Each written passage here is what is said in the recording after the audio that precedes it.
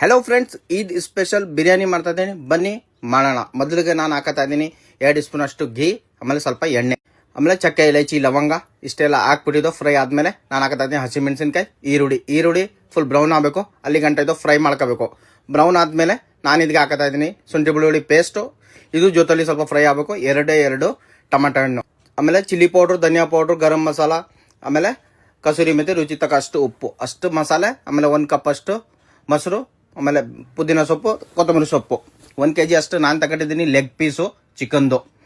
ಇದು ಸ್ವಲ್ಪ ಇದರ ಮಸಾಲೆ ಜೊತೆ ಬಾಯ್ಲ್ ಮಾಡಬೇಕು. ರೈಸ್ ಇಷ್ಟ ಹಾಕಿದೀವಿ ಅದ್ರ ಡಬಲ್ ನಾನು ನೀರು ಹಾಕತ್ತಾ ಇದ್ದೀನಿ. 3 ಗ್ಲಾಸ್ ನಾನು ರೈಸ್ ಹಾಕಿದ್ದು, 6 ಗ್ಲಾಸ್ ಅಷ್ಟು ನಾನು ನೀರು ಹಾಕಿದ್ದೀನಿ ಇದಕ್ಕೆ. ಈಗ ಇದು ಕುಕ್ಕರ್ಗೆ ದಮ್ ಹಾಕತ್ತಾ ಇದ್ದೀನಿ. ನೀಟಾಗಿ ಇದು ಈ ಥರ ಮುಚ್ಬಿಡೋದು. 2 ವಿಸಿಲು ಹಾಕ್ಮೇಲೆ ಈಗ ಓಪನ್ ಮಾಡ್ತಾ ಇದ್ದೀನಿ. ಎಲ್ಲ ಗ್ಯಾಸ್ ಬರಬೇಕು ಅವಾಗ. ಸಾಕಾದಾಗ ನೋಡಿ, ಈ ಸ್ಪೆಷಲ್ ಬಿರಿಯಾನಿ ರೆಡಿ ಆಗಾಯ್ತು. ಮನೇಲಿ ಒಂದ್ಸರಿ ಟ್ರೈ ಮಾಡಿ. ನಿಮ್ಮ ಫ್ಯಾಮಿಲಿ ಫ್ರೆಂಡ್ ಜೊತೆ ಈ ವಿಡಿಯೋನ ಶೇರ್ ಮಾಡಿ, ಮನೇಲಿ ಮಾಡ್ಕೊಳ್ಳಿ, ತಿನ್ಕೊಳ್ಳಿ, ಮಜಾ ಮಾಡಿ. Thank you.